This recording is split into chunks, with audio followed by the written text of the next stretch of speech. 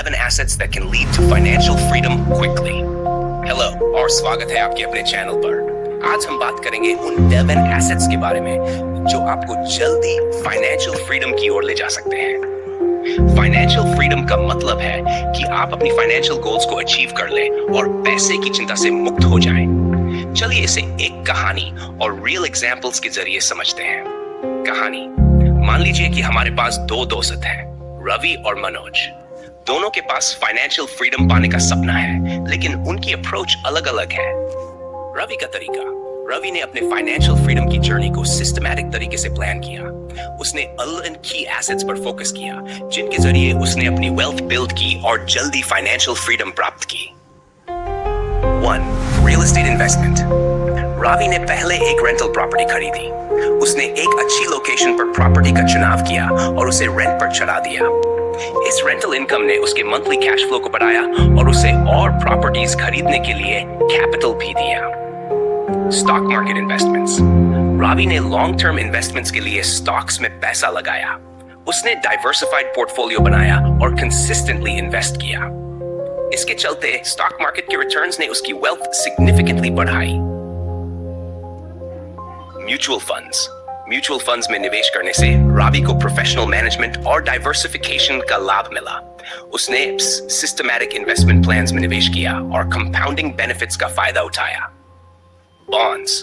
रवि ने सुरक्षित इन्वेस्टमेंट्स के लिए बॉन्ड्स में भी पैसा लगाया। बॉन्ड्स ने उसे स्टेडी इनकम का सोर्स दिया और पोर्टफोलियो को स्टेबिलिटी प्रदान की। High yield savings accounts. Ravi ने अपनी इमरजेंसी फंड को हाई यील्ड सेविंग्स अकाउंट में रखा। इससे उसे हायर इंटरेस्ट रेट्स मिले और लिक्विडिटी भी मेंटेन रही। गोल्ड। रवि ने गोल्ड में भी निवेश किया, जो एक ट्रेडिशनल लेकिन रिलायबल एसेट है। गोल्ड ने उसकी पोर्टफोलियो में डाइवर्सिफिकेशन और इन्फ्लेशन हेज का काम किया। 7. Index funds. रवि ने low cost diversified index funds में भी निवेश किया। इससे उसे स्टॉक मार्केट की ओवरऑल ग्रोथ का बेनिफिट मिला, बिना हाई फीस के। Business ownership. रवि ने एक स्मॉल बिजनेस शुरू किया जो उसे पैसिव इनकम प्रदान करता है। बिजनेस ओनरशिप ने उसकी इनकम स्ट्रीम्स को डाइवर्सिफाई किया और फाइनेंशियल स्टेबिलिटी को बढ़ाया। 9. Intellectual property. रवि ने एक बुक लिखी और उसे पब्लिश किया। उसकी बुक रॉयल्टीज ने उसे एडिशनल इनकम सोर्स प्रदान किया, जो एक फॉर्म ऑफ इंटेलेक्चुअल प्रॉपर्टी है। 10. Real estate crowdfunding. Ravi ने real estate crowdfunding platforms में भी निवेश किया। इससे उसे कमर्शियल प्रॉपर्टीज में हिस्सेदारी मिली और रेंटल इनकम का बेनिफिट हुआ। 11. Peer to peer lending. Ravi ने peer to peer lending platforms पर भी निवेश किया। इससे उसे हाई रिटर्न्स मिले और उसने अपनी इन्वेस्टमेंट पोर्टफोलियो को डाइवर्सिफाई किया। मनोज का तरीका। मनोज ने अपने फाइनेंशियल फ्रीडम के लिए सिर्फ एक या दो एसेट्स पर फोकस किया, जैसे कि ट्रेडिशनल सेविंग्स अकाउंट्स और शॉर्ट टर्म फिक्स्ड डिपॉजिट्स। जबकि ये भी महत्वपूर्ण है, लेकिन डाइवर्स एसेट्स का कॉम्बिनेशन फाइनेंशियल ग्रोथ को एक्सेलरेट कर सकता है। Real life example. रवि का एग्जांपल।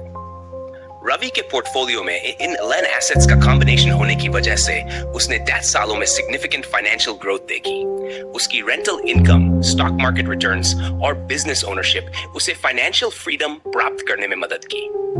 आज रवि अपनी फाइनेंशियल गोल्स अचीव कर चुका है और पैसे की चिंता से मुक्त है। अगर आपको ये वीडियो हेल्पफुल लगी हो तो लाइक और सब्सक्राइब जरूर करें, और अगर आपके पास कोई सवाल या टॉपिक है जिस पर आप चाहते हैं कि हम बात करें तो कमेंट्स में जरूर लिखें। थैंक्स फॉर वॉचिंग, और अगली बार तक स्मार्ट इन्वेस्टमेंट्स करें और फाइनेंशियल फ्रीडम की ओर बढ़ें। On screen text subscribe